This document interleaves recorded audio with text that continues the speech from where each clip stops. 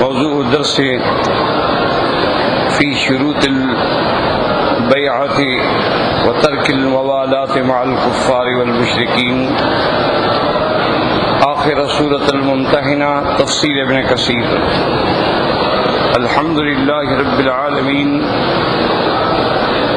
والصلاة والسلام علی اشرف الانبیاء وسید المرسلین سیدنا محمد وعلى آلہ واصحابہ اجمعین۔ اللهم صل على سيدنا محمد وعلى آل سيدنا محمد كما صليت على إبراهيم وعلى آل إبراهيم في العالمين إنك حميد مجيد۔ أعوذ بالله من الشيطان الرجيم، بسم الله الرحمن الرحيم۔ يا أيها النبي إذا جاءك المؤمنات يبايعنك على أن لا يشركن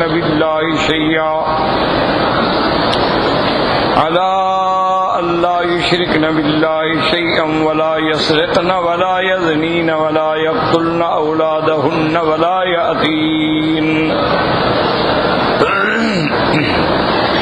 يأتين ببهتان يفترينه بين أيديهن وأرجلهن ولا يأسينك في معروف فبايعهن واستغفر لهن الله إن الله غفور رحيم۔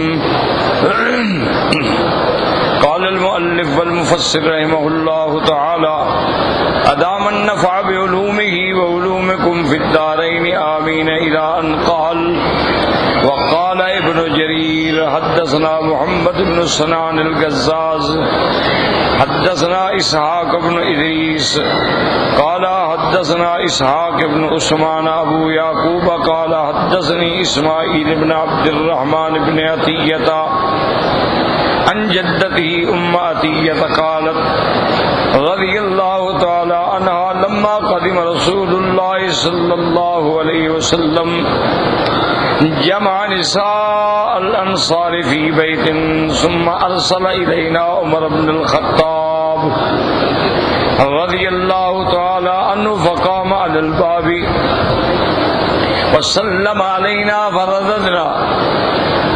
فرددنا عليه السلام ثم قال أنا رسول الله صلى الله عليه وسلم إليكن، فقالت فقلنا مرحبا برسول الله وبرسول رسول الله صلی اللہ علیہ وسلم۔ اب مفسر رحمۃ اللہ علیہ بی بی ام عطیہ رضی اللہ تعالی عنہ سے روایت فرماتے ہیں کہ جب سرکار دو عالم صلی اللہ علیہ وسلم تشریف لائے، یعنی مدینہ منورہ، جمع نساء الانصار، آپ نے تمام انصار کی عورتوں کو ایک گھر میں جمع ہونے کا حکم دیا۔ ثم ارسل الینا عمر بن الخطاب رضی اللہ تعالی عنہ، پھر حضور پاک نے اپنا سفیر، اپنا قاصد، اپنا رسول حضرت عمر رضی اللہ تعالی عنہ کو بنا کے بھیجا۔ فقام علی الباب، حضرت عمر رضی اللہ تعالی عنہ آ کے اس گھر کے دروازے پہ کھڑے ہوئے اور سلام فرمایا۔ بی بی فرماتی ہیں کہ ہم نے سلام کا جواب دیا۔ ثم قال انا رسول اللہ صلی اللہ علیہ وسلم الیکن، اس کے بعد حضرت عمر رضی اللہ تعالی عنہ نے فرمایا کہ میں اللہ کے پیغمبر کا قاصد اور رسول بن کے تمہارے پاس آیا ہوں۔ قالت فقلنا مرحبا برسول اللہ وبرسول رسول اللہ، آپ نے کہا ہم مرحبا کہتے ہیں اللہ کے پیغمبر کو بھی اور اس کے بھیجے ہوئے قاصد کو بھی۔ فقالت بایعن علی ان لا تشرکن باللہ شیئا ولا تسرقن ولا تزنین، تو آپ نے فرمایا کہ اس شرائط پہ ہم تم سے بیعت لیں گے کہ اللہ کے ساتھ شرک نہ کرو، چوری نہ کرو، زنا نہ کرو۔ قالت فقلنا نعم، ہم نے کہا ٹھیک ہے۔ قالت ومد یدہ من خارج الباب او البیت ومددنا ایدینا من داخل البیت ثم قال اللهم اشهد قالت وأمرنا في العيدين أن نخرج فيه الهية والأواتق ولا جمعة علينا ونهانا عن اتباع الجنائز. قال اسماعیل فسألت جدتي عن قوله تعالى ولا يعصينك في معروف قالت النهاية. تو اب بی بی صاحبہ فرماتی ہیں کہ حضرت عمر نے مکان کے باہر کھڑے ہو کے گویا ہاتھ لمبا کیا، ملایا نہیں، اور ہم نے گھر کے اندر سے ہاتھ لمبے کیے تو انہوں نے فرمایا کہ میں نے بیعت کر لی. اور پھر حضرت عمر نے کہا اللہم اشہد، میرا اللہ گواہ ہو جائیں آپ اس بیعت پہ. اور بی بی فرماتی ہیں کہ حضرت عمر نے ہمیں یہ بھی حکم دیا کہ عیدین کے لیے تو تم نکلا کرو، یعنی جو بالغ ہیں، جو آزاد ہیں، لیکن جمعہ تم لوگوں پہ، عورتوں پہ واجب نہیں ہے، جمعہ کے لیے نکلنا ضروری نہیں ہے.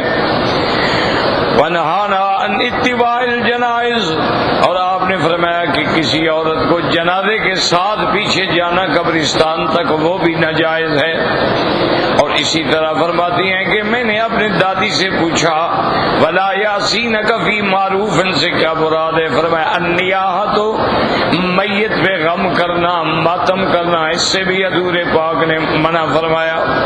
وفي الصحيحين من طريق الأعمش عن عبد الله بن مرة عن مسروق عن عبد الله بن مسعود رضي الله تعالى عنه قال قال رسول الله صلى الله عليه وسلم ليس منا من ضرب الخدود وشق الجيوب ودعا بدعوى الجاهلية. صحیحین میں یہ حدیث ہے. حضرت عبداللہ ابن مسعود رضی اللہ تعالیٰ عنہ روایت فرماتی ہیں کہ حضور صلی اللہ علیہ وسلم نے فرمایا ان کا ہماری جماعت سے کوئی تعلق نہیں ہے جو موت کے وقت میں اپنے چہروں پہ تھپڑ مارتے ہیں، اپنے کپڑے پھاڑ ڈالتے ہیں اور جاہلیت والی باتیں کرتے ہیں کہ ہائے تقدیر کی قلم ٹوٹ کیوں نہ گئی، ہائے تقدیر نے ہمارا گھر دیکھ لی. یہ دعوی جاہلیت ہے. وفي الصحيحين أيضا النبي موسى أن رسول الله صلى الله عليه وسلم بريء من الصالقة والحالقة والشاقة. اسی طرح صحیح حدیثوں میں آتا ہے حضرت ابی موسیٰ رضی اللہ تعالیٰ عنہ فرماتے ہیں کہ حضور پاک نے فرمایا کہ میں ان عورتوں سے جو ماتم کرنے والی ہیں، جو سر منڈانے والی ہیں، جو کپڑے پھاڑنے والی ہیں، ان سے میرا کوئی تعلق نہیں. وقال الحافظ ابو یعلا حدثنا خطبۃ بن خالد قال حدثنا ابان بن یزید قال حدثنا یحییٰ ابن ابی کثیر ان زیدا حدثه ان ابا سلام حدثه ان ابا مالک الاشعری رضی اللہ تعالی عنہ حدثه ان رسول اللہ صلی اللہ علیہ وسلم قال اربع فی امتی من امر الجاہلیت لا يتركونهن الفخر فی الاعصاب والطعن فی الانصاب والاستسقاء بالنجوم والنهایۃ علی المیت. وقال الناہیہ اذا لم تتب قبل موتها تقام یوم القیامۃ وعلیہا سربال من قدران ودرع من جرب. حضرت ابا مالک الاشعری روایت کرتے ہیں کہ حضور پاک نے فرمایا میری امت میں یہ چار چیزیں جو ہیں جاہلیت کی ہیں اور یہ رہیں گی. ایک چیز کیا ہے؟ الفخر فی الاحساب، کہ اپنے حسب پہ فخر کرنا، میں سید، میں بخاری اور میں قریشی اور میں فلاں، یہ جاہلیت کی بات ہے. اللہ کے ہاں تو مقام اس کا ہے جو متقی ہے. یہ قومیں قبائل تو صرف تعارف کے لیے ہے. والطعن فی الانصاب، اور دوسرے کے نسب میں طعن کرنا کہ تم جو ہے یار تم تو فلاں نیچ قوم سے ہو، تم تو فلاں کی نسل سے ہو، تو یہ بھی جاہلیت کی بات ہے، یہ بھی رہے گی. والاستسقاء بالنجوم، اور جب بارش برستی ہے تو جاہل کہتے ہیں مطرنا بنوع کذا و کذا، کہ آج فلاں ستارہ فلاں برج میں ہے اس لیے بارش ہوئی ہے. تو یہ بھی دعوی جاہلیت ہے جو میری امت میں رہے گا. والنیاحۃ علی المیت، اور میت پر ماتم کرنا، غم کرنا، یہ بھی جاہلیت میں سے ہے۔ اور آپ نے یہ بھی فرمایا یہ ماتم کرنے والی اگر توبہ نہیں کریں گی تو قیامت والے دن اللہ اس کو ایسے حال میں کھڑا کریں گے کہ اس کے اوپر گندک کے قسم کا لباس ہوگا اور جہنم کی آگ ہوگی۔ ورواه مسلم في صحيح منفردا من حديث عبان بن يزيد الطاربي ونبي سعيد ان رسول الله صلى الله عليه وسلم لعن النائحة والمستمعة، حضور پاک نے لعنت کی اس عورتوں پہ جو ماتم کرتی ہیں اور مرثیے گاتی ہیں اور سننے والوں پہ بھی۔ رواه ابو داود وقال ابن جرير حدثنا ابو قريب قال حدثنا وكيع يزيد مولى الصحابة عن شعر بن حوشب بن ام سلمة عن رسول الله صلى الله عليه وسلم في قول الله تعالى ولا يأسينك بمعروف قال انه، رواه الترمذي في تفسير عبد بن حميد النبي نعيم وابن ماجه عن ابي بكر بن شيبة عن وكيع كلاهما عن يزيد بن عبد الله الشيباني مولى الصحابة وقال الترمذي رحمه الله تعالى حسن غريب۔ تو اب یہ بات سمجھیں کہ مفسر رحمت اللہ علیہ نے اس بیعت کے بارے میں جتنی روایات ملتی تھیں ان سب کو جمع کر دیا، اور یہی مفسرین، محدثین اور علماء حق کا کمال ہوتا ہے کہ ایک آیت کے بارے میں جتنا احادیث مل سکتی ہیں سب کو جمع کر دیا۔ اب عام آدمی جو ہے وہ تو ان چیزوں کو دیکھنے کے بعد پریشان ہو جاتا ہے کہ ایک روایت میں بی بی ہند کا واقعہ ایک اور شکل میں ہے، دوسری روایت میں اور شکل میں ہے، تیسری روایت میں اس کے بجائے کسی ایک اور عورت نے کہا کہ یا رسول اللہ آپ ہمیں کہتے ہیں کہ ہم قتل نہ کریں اولادوں کو، لیکن ہم نے تو ان کو پیدا کیا، پالا پوسا، جوان کیا اور آپ نے ان کو قتل کیا ہے۔ تو یہ سارے واقعات جو ہیں نا یاد رکھو، اصل میں یہ ایک واقعہ نہیں ہے، یہ متعدد واقعات ہیں۔ جیسے مردوں سے جب کوئی مرد آیا اسلام لایا حضور نے بیعت کی، اسی طرح عورتیں بھی آتی رہیں، کبھی مکے میں آئیں، کبھی مدینے میں آئیں، کبھی صفا پہ پہنچی، کبھی کسی مقام پہ پہنچی، کبھی ہجرت کر کے پہنچی، اور اپنے اپنے دور میں اپنے اپنے وقت میں حضور نے ان سے بھی بیعت لی۔ تو اصل میں یہ واقعات متعددہ ہوتے ہیں، یہ ایک واقعہ نہیں ہے۔ اب انصار کی عورتوں کی بیعت صاف ظاہر ہے مدینے میں ہوگی، اور مکہ مکرمہ میں جو بیعت ہے وہ فتح مکہ کے بعد ہے۔ فتح مکہ سے پہلے تو جو بھی اسلام لاتے تھے وہ بیچارے چھپ کے اسلام لاتے تھے، وہ تو اپنے آپ کو ظاہر بھی نہیں کرتے۔ پھر وہ ہجرت پہ مجبور ہوئے، بعد نے حبشہ ہجرت کی، بعد نے پھر سیدھی مدینے پاک میں ہجرت کی، بعد نے دو ہجرتیں کی۔ اسی طرح انصار کی جتنی عورتیں ہیں لا شک فی ذلک کہ انہوں نے مدینہ منورہ میں بیعت کی۔ تو اس لیے یہ واقعات صحیح ہوتے ہیں لیکن متعدد واقعات، اور مفسر کے رحمت اللہ علیہ نے تمام روایات کو نقل کر دیا۔ آج بھی اگر کوئی بیعت کرے گا تو انہی شروط پہ بیعت کرے گا۔ سب سے پہلی شرط یہ رکھی گئی کہ اللہ کے ساتھ شرک نہ کرے، دوسری شرط یہ رکھی گئی کہ لوگوں کے مال میں چوری نہ کرے، تیسری شرط رکھی گئی کہ زنا نہ کرے، مرد ہے یا عورت ہے، اسی طرح چوتھی شرط یہ بھی رکھی گئی کہ بہتان من نہ لگائے کہ کسی گئے دوسرے کے بچے کو اپنا بنا لے، اپنے بچے کو دوسرے کی نسبت کر دے۔ اسی طرح شرط رکھی گئی اپنے اولادوں کو قتل نہ کرے۔ کیا معنی؟ حمل ہوا گرا دیا، یہ بھی قتل، یا پیدا ہونے کے بعد مار دیا، یہ بھی قتل، یا پیدا ہونے کے کچھ عرصے کے بعد جو ہے زندہ درگور جا کے اپنی بچیوں کو کر دیا، یہ بھی قتل۔ تو یہ بھی بیعت دی گئی کہ ایسا نہ کر۔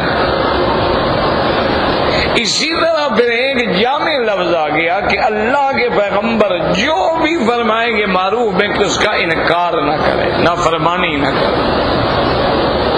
اور اس میں کوئی شک نہیں کہ پیغمبر جب بھی فرمائیں گے تو معروف ہی ہوگا، اللہ کے پیغمبر کی کوئی بات غلط تو ہوتی نہیں۔ جب یہ شرطیں قبول کر لیں تو اب ان کی بیعت کر، بیعت کرنے کے بعد ان کے لیے اللہ سے استغفار بھی کریں، معافی بھی مانگیں کہ جو غلطیاں ہوئی ہیں، کوتاہیاں ہوئی ہیں، اللہ معاف فرمائے۔ اور اللہ تبارک و تعالی بخشنے والے ہیں اور مہربان ہیں۔ تو یہ ہمارے چند دن کے سبق کا تقریباً خلاصہ ہے۔ اور آج جو آیت مبارک ہم تلاوت کر رہے ہیں وہ یہ ہے،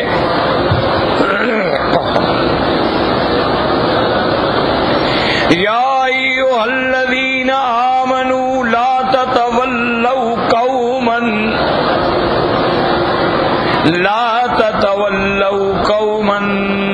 غضب اللہ علیہم قد یئسوا من الآخرۃ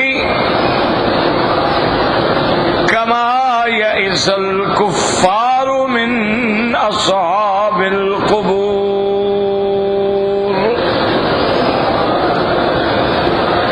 اس آیت میں اللہ نے حکم دیا کہ ایمان والو ایسی قوم کو دوستی نہ بڑھاؤ جن پہ اللہ کا غضب ہے۔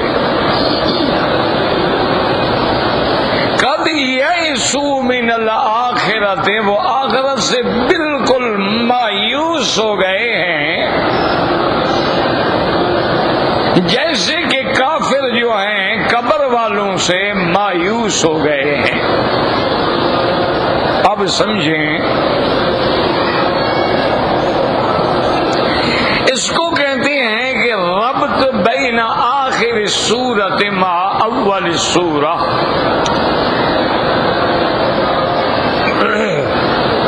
سرکار دو عالم کے زمانے میں تو ربط وغیرہ بیان کرنے کی ضرورت ہی نہیں تھی کہ پڑھانے والے نبی تھے اور آگے صحابہ تھے، اور پھر حضور کی زبان مبارک سے جب الف نکلتے تھے ان کے دلوں میں خود بخود اثر کر دیتے۔ اگر ان کے دماغ میں کوئی حل تھا، پریشانی تھی تو فوراً پوچھ لیتے تھے، ورنہ تو پوچھنے کی بھی ضرورت نہیں ہوتی تھی، اللہ خود بخود ان کی مشکلیں حل کر دیتے۔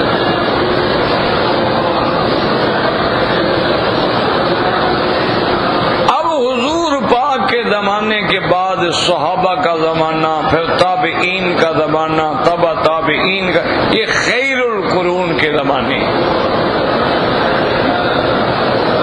پھر جوں جوں ہمارا وقت جو ہے، زمانہ جو ہے سرکار دو جہاں صلی اللہ علیہ وسلم سے دور ہوتا گیا،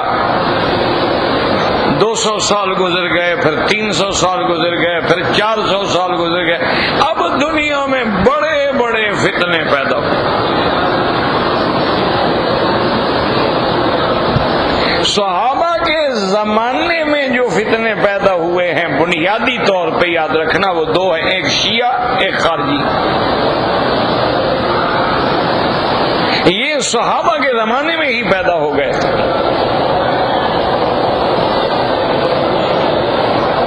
ایک فرقہ جو ہے وہ روافض کہلایا یا شیعہ کہلایا، جیسے سمجھو، ایک خوارج۔ اچھا، خدا کی شان ہے، یہ دونوں ایک دوسرے کی ضد ہیں۔ جتنے شیعہ حضرات ہیں وہ اہل بیت سے اپنا ایمان، عقیدہ، محبت، عقیدت اور اندھی عقیدت رکھتے ہیں، اور صحابہ کے بارے میں دشمنی۔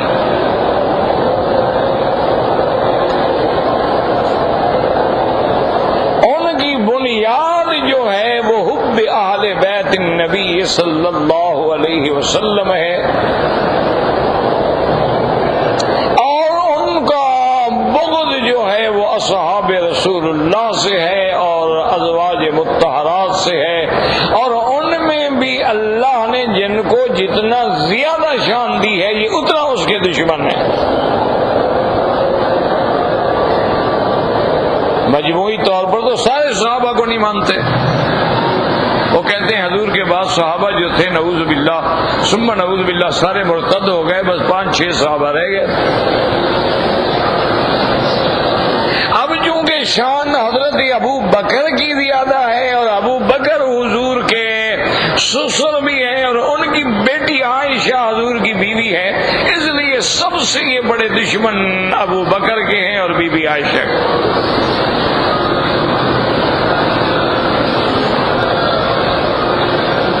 اسی طرح ان کے بعد جو حضرت عمر کا مقام ہے، پھر یہ سب سے بڑے دشمن حضرت عمر کے، اس کا نام بھی برداشت نہیں کر سکتا۔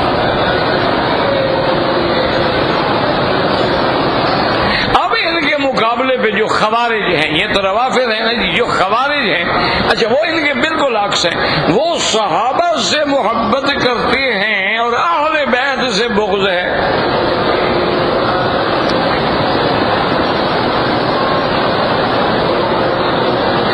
خوارج جو ہیں وہ سب سے بڑے دشمن حضرت علی کے ہیں رضی اللہ عنہ۔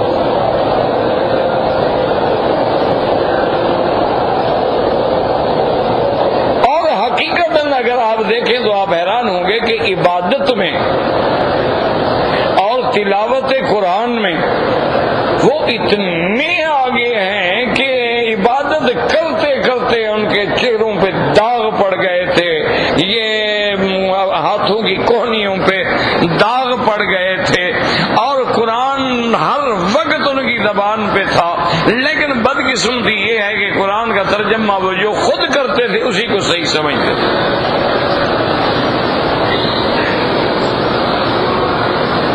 یہ کئی فتنے ہوتے ہیں نا میرا بھائی، اللہ سے دعا کریں اللہ ہمیں ہر فتنے سے محفوظ رکھے۔ اور جو بھی فتنہ ہوتا ہے ایک یاد رکھو کہ لازماً وہ کسی آڑ میں ہوتا ہے، ایک بات ہمیشہ یاد۔ اب جن کے دل میں بغض صحابہ ہے تو آڑ کیا ہے؟ حب اہل بیت، کہ جی بی بی فاطمہ الزہرا کا فدق نہیں دیا، بی بی فاطمہ الزہرا کا ورثہ نہیں دیا، بی بی فاطمہ الزہرا پہ دروازہ گرا کے ان کا حمل گرا دیا، اور حضرت علی کو حضور کے بعد خلافت نہیں دی، خلافت چھین لی، حضور صلی اللہ علیہ وسلم کا جنازہ مبارک رکھا رہا اور یہ اپنی بیعت میں لگے رہے، انہوں نے حضور کا جنازہ نہیں پڑھا۔ یہ ایک سوالات ہیں اور بالکل ناجائز جو عبداللہ ابن سبا نے اپنی جماعت کے دماغوں میں بٹھا دیے ہیں، اور وہ بات چلتے چلتے چلتے چلتے آج بھی آ رہی ہے۔ آج بھی جب تک آدمی کسی اہل حق کے ساتھ نہ بیٹھے وہ بھی ان باتوں کا شکار ہو جاتا ہے۔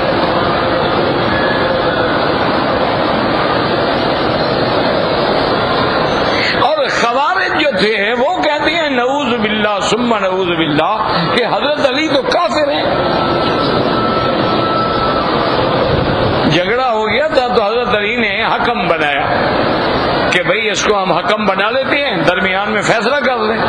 اور نے کہا قرآن کہتے ہیں الحکم الا للہ، اللہ کے سوا کوئی حکم ہو نہیں سکتا، اتنے غیر بندے کو حکم بنایا، کافر ہو گیا۔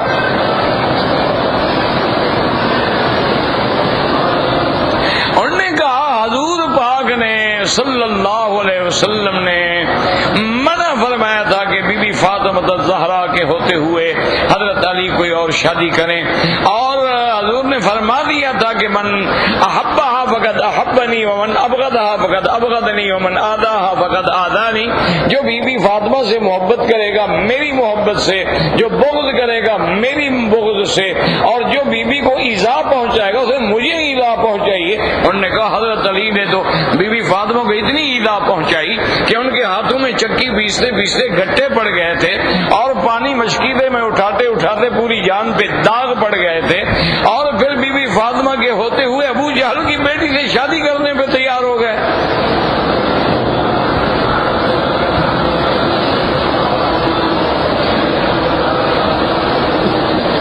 ہم نے کہا کہ حضرت علی جو ہیں وہ تو ابو جہل کی بیٹی سے شادی کرنے کے لیے تیار ہو گئے، اور حضور کو پتہ چلا۔ حضور صلی اللہ علیہ وسلم نے صحابہ کو بلایا، خطبہ پڑھا، اور آپ نے فرمایا دیکھو میں ہر لحاظ سے منع کرتا ہوں حضرت علی کو کہ لا تجتمع بنت عدو اللہ علی بنت رسول اللہ، اللہ کے دشمن کی بیٹی کو نبی کی بیٹی پر تم سوکن بنا کے لانا چاہتے ہو، کیا کر رہے ہو؟ اگر تم نے فیصلہ کر لیا ہے کہ ابو جہل کی بیٹی سے شادی کرنی ہے تو طلق فاطمہ تھا، بی بی فاطمہ کو طلاق دے دو۔ وہ کہتے ہیں کہ اس کو ہم مسلمان مانے جس نے بی بی فاطمہ کو دکھایا، حضور کو دکھایا۔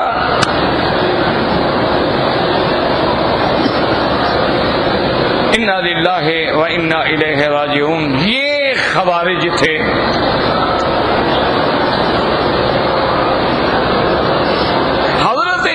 عباس رضی اللہ تعالی عنہ کا ایک دفعہ خوارج سے مکالمہ ہوا، مناظرہ ہوا، وہ ہزاروں کی تعداد میں اکٹھے تھے،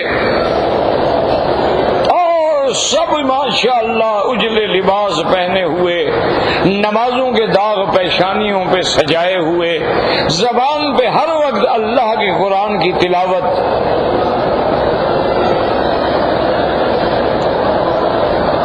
سب سے پہلے جب حضرت ابن عباس آئے تو انہوں نے کہا کہ ابن عباس تم کیوں آئے ہو؟ نے کہا میں تمہارے ساتھ بات کرنے آیا ہوں، شاید تم میری بات سمجھ آ جائے۔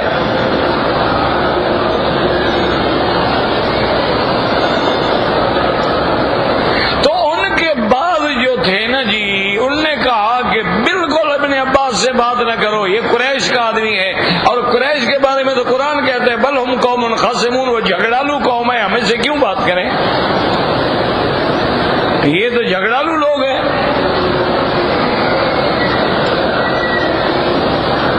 اور کچھ لوگوں نے کہا کہ ابن عباس نے جو بدن پہ قیمتی حلہ پہنا ہوا ہے، حلہ کہتے ہیں کہ دونوں چادریں ایک جیسی ہوں، اوپر کی بھی نیچے، تو یہ اتنی قیمتی حلے پہننے والا آدمی، اس سے ہم بات کریں۔ حضرت ابن عباس نے فرمایا دیکھو قریش جھگڑالو ہیں، قریش سے حضور صلی اللہ علیہ وسلم نے بات کی یا نہیں کی؟ اب کیسے انکار کریں، حضور کی بات تو ہوتی تھی نا قریش سے۔ انہوں نے کہا بات تو کی، انہوں نے کہا جب حضور نے بات کی ہے تم کون ہو کہنے والے کہ قریش سے بات نہ کرو؟ انہوں نے کہا باقی تم میرے لباس پہ اعتراض کر رہے ہو، میں نے اس سے بھی زیادہ قیمتی حلہ پہنے ہوئے حضور محمد مصطفیٰ کو دیکھا ہے صلی اللہ علیہ وسلم،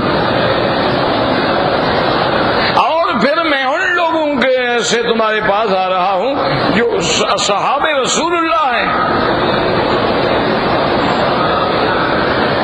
جنہوں نے حضور پاک کو دیکھا ہے، حضور کے ہاتھ میں بیعت کی ہے، حضور کے پیچھے نمازیں پڑھی ہیں، حضور سے قرآن پڑھا ہے۔ وہ تم سے زیادہ سمجھدار ہیں، تم زیادہ سمجھدار ہو، بات کرنا چاہتے ہو تو بات کرو،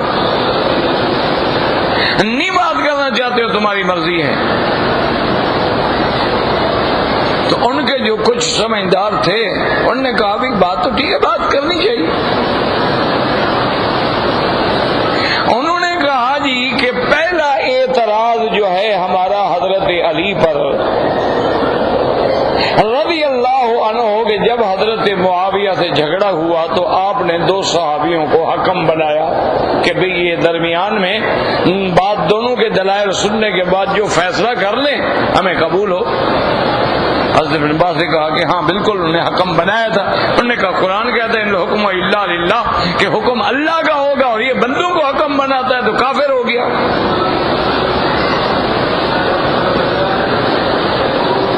حضرت ابن عباس نے فرمایا تم قرآن کا بڑا ناز کرتے ہو، قرآن میں تم نے پڑھا ہے لکھا ہوا ہے کہ اگر کوئی آدمی ایام حج میں حالت احرام میں کسی جانور کا شکار کر لے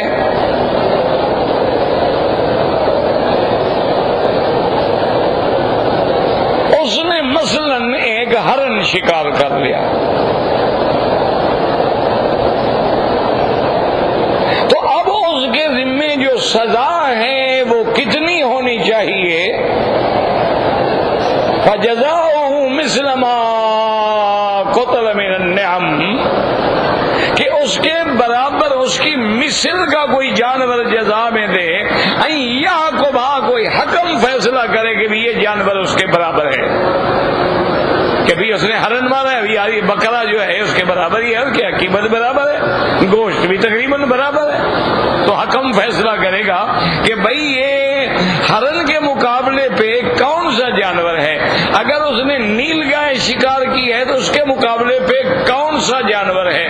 اگر اس نے کوئی اور جانور شکار کیا ہے فجزاء مثل ما قتل من النعم جو ہے یحکم بہ ذوی عدل منکم، اللہ نے قرآن میں کہا ہے کہ تم میں سے جو عدل والا ہے وہ حکم بن کے فیصلہ کرے۔ انہوں نے کہا یعنی جانور کے لیے حکم بن سکتا ہے؟ حضرت علی نے مسلمانوں کے لیے جھگڑے سے بچانے کے لیے حکم بنایا تو کافر ہو گیا۔ انہوں نے کہا بڑے جاہل لوگ ہو۔ اور انہوں نے کہا بدبختو اگر میاں بیوی میں جھگڑا ہو جائے، اختلاف ہو گیا،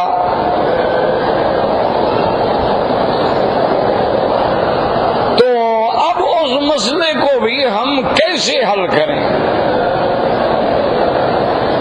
تو اللہ نے قرآن میں فرمایا کہ حکم من آلہ و حکم من آلہا کہ ایک حکم عورت کے خاندان سے ہو اور ایک مرد کے خاندان سے ہو، یہ دونوں بیٹھ کے کوشش کریں اور ان کی صلح کرائیں۔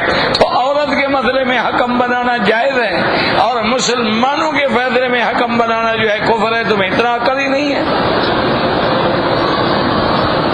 انہوں نے کہا بھی بات تو ٹھیک ہے، انہوں نے کہا یہ قرآن ہے کہ نہیں؟ انہوں نے کہا چلو یہ اعتراض تو حضرت علی پر ہمارا حل ہو گیا، لیکن ایک اعتراض ہمارا یہ ہے کہ حضرت علی نے بی بی عائشہ سے جنگ کی،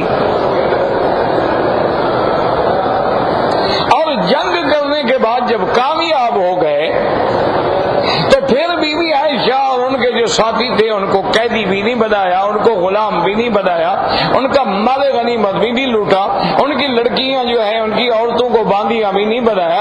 تو اگر جنگ کی ہے ان کو کافر سمجھ کے تو پھر اس کے بعد وہی ہونا چاہیے تھا جو کافروں کے ساتھ ہوا ہے، اور اگر وہ کافر نہیں تھے تو پھر حضرت علی نے جنگ کیوں کی ہے ماں کے ساتھ؟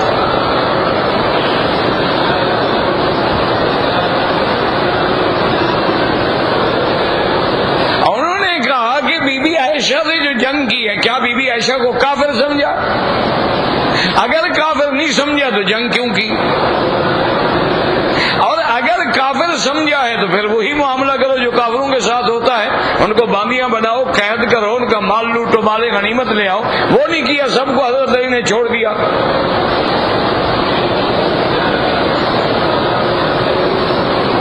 حضرت ابن عباس نے فرمایا، انہوں نے کہا اچھا یہ تمہارا دوسرا اعتراض ہے؟ انہوں نے کہا ہاں یہ دوسرا اعتراض۔ انہوں نے کہا پہلی بات تو خیر وہ طویل ہے، اس کی میں بحث کرنا نہیں چاہتا۔ تم قرآن کیا کہتا ہے کہ حضور کی بیویاں تمہاری کیا ہیں؟ مائیں ہن امہاتکم، تمہاری مائیں ہیں، قرآن کہتا ہے؟ انہوں نے کہا کہتا ہے۔ انہوں نے کہا اگر ماں تمہاری قید ہو جائے تو اسی طرح کرو گے جیسے باندی سے کیا جاتا ہے؟ اگر تم ماں سے وہی عمل کرنے کے لیے تیار ہو تو پھر تو حضرت علی نے غلطی کی ہے، اور اگر نہیں تیار ہو تو ماں تھی پر ماں کے بارے میں وہ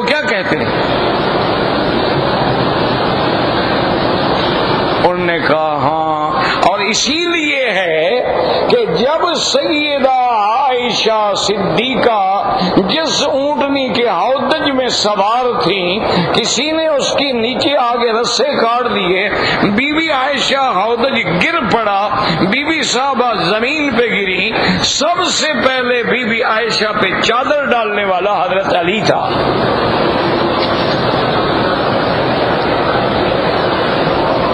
اور اس نے آگے کہا کہ یا امہات المومنین، اماں جان آپ اپنے آپ کو بھی خراب کر رہی ہیں، ہمیں بھی ذلیل کر رہی ہیں، کیوں ہمارے ساتھ ایسا ہوا ہے؟ تو بی بی عائشہ نے فرمایا علی میری تو تمہاری سلو ہو گئی تھی، میں نے تو جنگ نہیں کی، جنگ تو تم نے کی ہے۔ اصل میں تو جنگ دشمنوں نے کرا دی تھی نا، حضرت علی اور حضرت عائشہ کی تو سلو ہو گئی، لیکن اب دشمنوں کو یقین ہو گیا تھا کہ اب ہم نہیں بچ سکتے، اب قاتلان عثمان پکڑے جائیں گے، تو انہوں نے یہ کیا کہ 30 40 آدمیوں کو چھپا دیا کہ تم حضرت علی کی فوج پہ حملہ کر دو، تم حضرت عائشہ کی فوج پہ حملہ کر دو، اور وہ شور کریں علی کی فوج آ گئی، وہ شور کریں کہ عائشہ کی فوج آ گئی، اٹھ کے صحابہ لڑ پڑے۔ وہ تو دونوں لڑنا ہی نہیں چاہتے تھے۔ آپ نے فرمایا مجھے ایک بات کا جواب دو، عائشہ قرآن کی نقطہ نظر سے حضرت علی کی ماں ہے کہ نہیں؟ انہوں نے کہا ہے۔ انہوں نے کہا ماں کے ساتھ وہ کیا کرتا؟ انہوں نے کہا اچھا یہ بھی تو مسئلہ جو ہے حل ہو گیا۔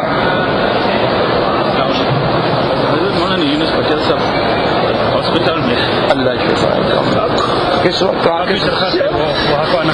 ہاں آپ کی درخواست وہ کہتی کہ آپ کو وہاں کو آنا نہیں، کس ہسپتال میں ہے؟ جی حرم میں، حرم کے اندر ہے وہ ایک ہاسپٹل ہے، وہ ابھی وہاں کس دروازے کے پاس ہے؟ ہمارے ساتھ۔ اچھا ٹھیک ہے، اللہ شفا دیں گے، خیر ہے انشاءاللہ۔ ابھی میں آتا ہوں۔ ایک بہت بڑے عالم ہیں اور ہمارے بھائی بھی ہیں، وہ ان کو شاید حرم شریف میں کوئی تکلیف ہوئی ہے، تو وہ اس وقت ہسپتال میں ہیں، ان کے لیے دعا بھی کر لیں اور مجھے اجازت بھی دے دیں۔